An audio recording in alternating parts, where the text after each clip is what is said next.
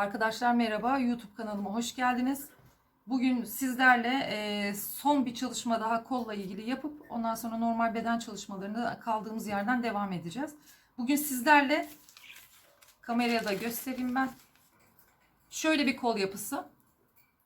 Bu kolu genelde biz şifonlarda kullanıyoruz. Kolun ortası kısa, aşağı doğru torba görünümünde. Bu kolun nasıl açıldığını göstereceğim size.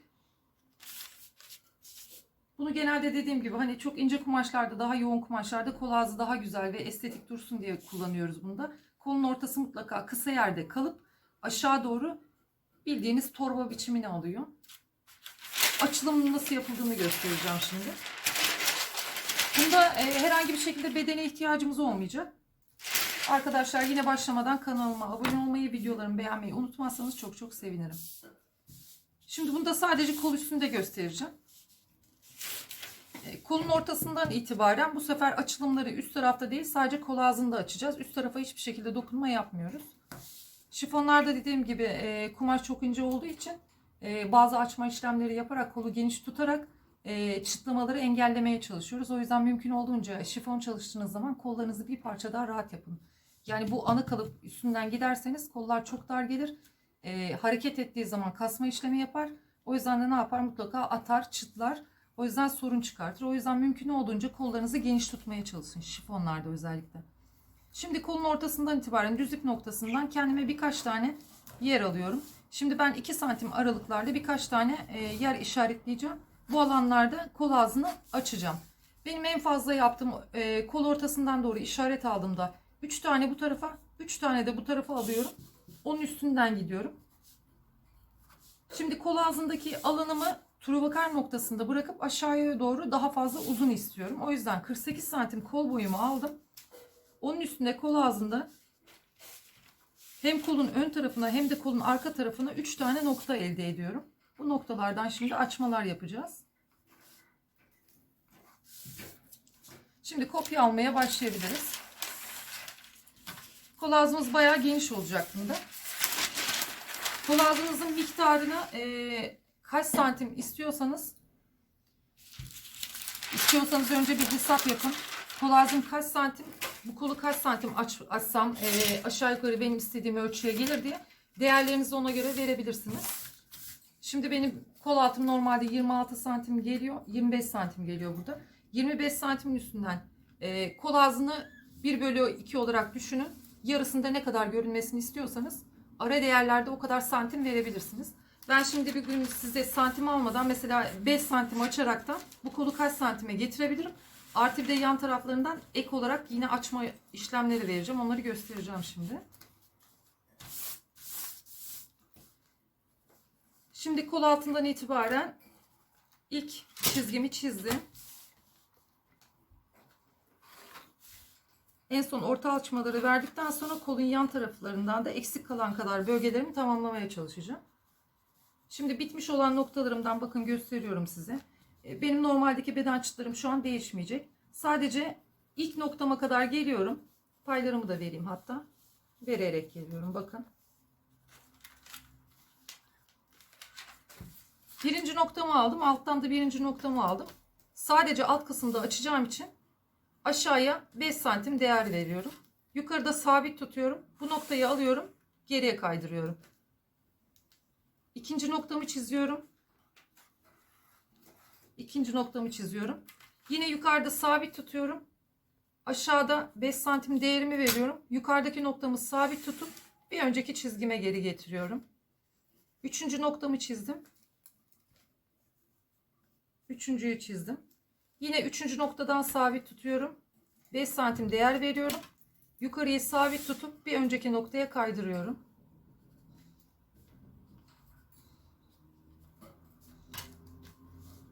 Yine araya değer veriyorum. Kolun ortasına geldim şu an. Bir sonrakini aldım. Tepe çıtım alıyorum. Yine 5 santim değer verdim. Bir önceki noktaya kaydırıyorum.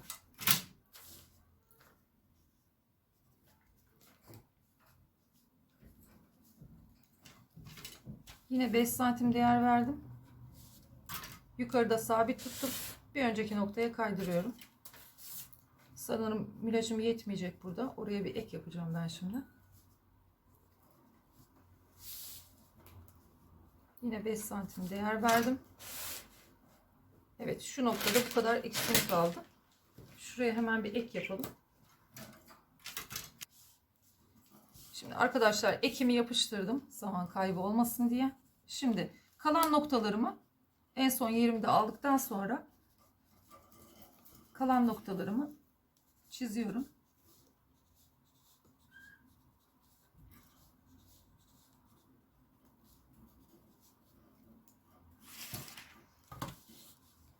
Şimdi burayı da aldım.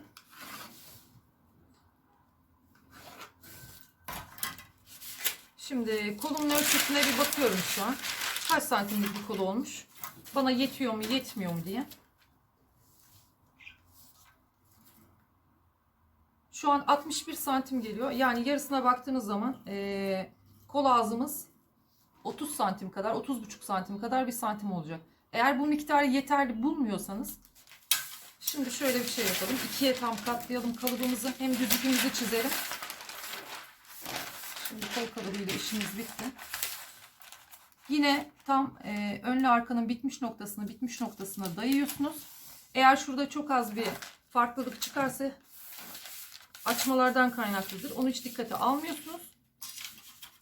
Ben şimdi 30 değil de bu miktarı 35 santim istiyorum.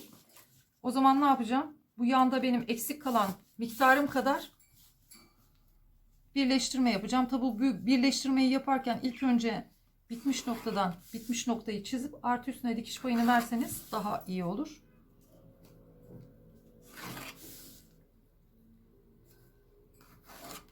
Şu şekilde geldim.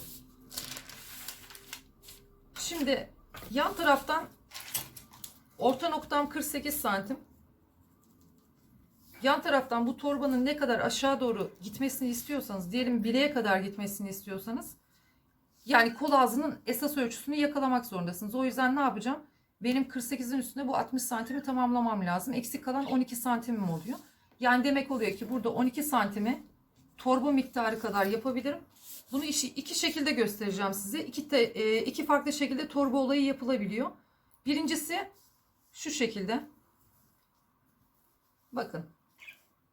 Daire gibi giderim. Orta alanda sıfırlarım. Burayı büzdüğünüz zaman bu ortası kısa kalacak. Aşağısı da tam kol ağzında kalacak. İstiyorsanız böyle bir torba elde edebilirsiniz. Bu birinci şekil. Hiç kesmeyeceğim. İkinci şekli üstünde tarif edeceğim. Bu da farklı bir torba kol yapısı. Eğer ki bu şekli de kullanırsanız şöyle kullanacaksınız. Bunu da uzun kolda anlatacağım size. Daha da uzun görünsün istiyorsanız bunu kullanırsınız. Bakın şimdi normal açmalarımı yaptığımı kabul edin. Benim 48 santimdeki kol boyum burası ya. Diyelim ki ben uzun çalıştım. Benim 12 santim kol ağzım normalde buraya geldi. İki farklı torba anlatıyorum şu an size. Bakın. Buradan itibaren kendinize bir dik açı yapıyorsunuz. Tam kolun ortasından kendinize dik açı yapıyorsunuz. Yaptınız. Şuradaki yer yine eksik kaldı. Burasını zaten kullanmayacağım. O yüzden tekrar yapıştırma yapmıyorum. Burada şimdi kendinize kol ağzının bir ölçüsünü belirliyorsunuz. Buraya da lastik takılacak sonuçta. Şu ilk tarif ettiğim yere büzüldükten sonra truvakar kol alanında size söylemiştim daha önce 24 santimlik bir lastik yeterli oluyor. Yani şu kısmı toplayıp 24 santime getirdiğiniz zaman kolunuzun ortası burada ama iç kısım ta aşağılara kadar sarkmış olacak. İkincisi de tam şimdi kol ağzım burada olacak.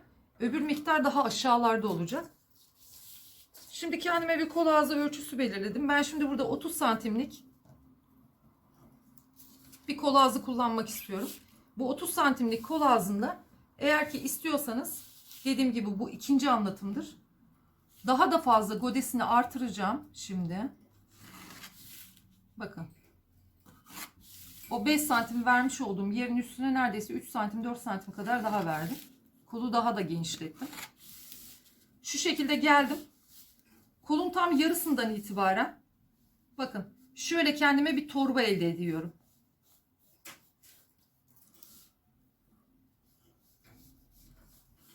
şu şekilde bir torba yapıyorum. Bu da ikinci kol şekli. Bakın dikiş paylarını da vereceğim şöyle. Kesip yapısını göstereceğim size. Bu kolda toplandığı zaman çok güzel duruyor. Yine dediğim gibi buradaki miktar ne yapıyor? Aşağı doğru sarkıyor. Sarktığı zaman da çok güzel bir kol görüntüsü oluyor. İsterseniz bu şekilde kullanırsınız. İstediğiniz gibi de diyorum kolu uzatıp şu şekilde de kullanabilirsiniz. İkisi de torba yapısını sağlıyor bunlarda. Hem aslında şu an kısa kolda hem de uzun kolda aslında çalışma şeklini görmüş olduk. Eğer yuvarlaklığı birazcık da artırmak istiyorsanız bakın şöyle gelirken de değiştirebilirim bunu. Hani şu kadar santimi bu kadar santim mi diye kesinlikle vermekten korkmayın. Çünkü her verdiğiniz santimde burası daha da değeri artarak daha da güzel bir hale geliyor. Özellikle bir santim yok. Mesela benim şu an torba yerim, siz de istiyorsanız söyleyeyim de kaç santime denk gelmiş. Mesela ben böyle yaptım şu an. Torba yerim 38 santime gelmiş. Bunu siz 40'da verebilirsiniz. 42'de 45'te verebilirsiniz. Vermekten hiçbir şekilde çekinmeyin. Ne kadar verirseniz o kadar da güzel duruyor. Bu miktar tamamıyla aşağı sarkıyor. Burası da tam kolun ortasında istediğiniz noktaya, yani bilek noktasına denk gelmiş olacaktır. Açtığım zaman da gördüğünüz gibi bayağı geniş, rahat, kol ağzı büzgülü. Benim şu miktarım, şuradaki miktarım buradaki noktaya kadar, bakın buradaki noktaya kadar büzülecek. Büzüldükten sonra dediğim gibi lastikle toplayıp, burası tam kol ağzı olduğu için buraya 21 santimlik bir lastik yeterli oluyor. Dediğim gibi turvakar bir alanda da 24 santimlik bir lastik kullanırsınız. Yukarıya çıktıkça çünkü rahat hareket edebilmesi için diyorum koldaki lastik miktarlarını değiştirmek zorundasınız. Düz ipimizi de çizelim. Bu bizim yeni kolumuz oldu şu an. Düz ipimiz de burası. Aynı şekilde burayı da kalan yerlerden sadece kesersiniz. Niyemiz kolumuz 2 çarpı, mesela şifona yaptığım bir kol olduğu için şifon bir kol. Arkadaşlar bugün de yine iki farklı açma tekniğini tek kolun üstünde göstermiş olduk. Denemekten asla çekinmeyin. Deneye deneye zaten yaparsınız bunları. Hani ilkinde olmaz, ikincisinde olur, ikincisinde olmaz, üçüncüsünde olur. Mutlaka denemeniz lazım. Denemeden asla yapamazsınız. O yüzden kendinize şans verin. İlk önce deneyin. Zaten yaptığınız zaman hatalarınızı göreceksiniz. Ondan sonrakinde zaten aynı hataları yapmayacaksınız. O yüzden bu işler deneme yanılma yöntemiyle olur. Denemekten çekinmeyin.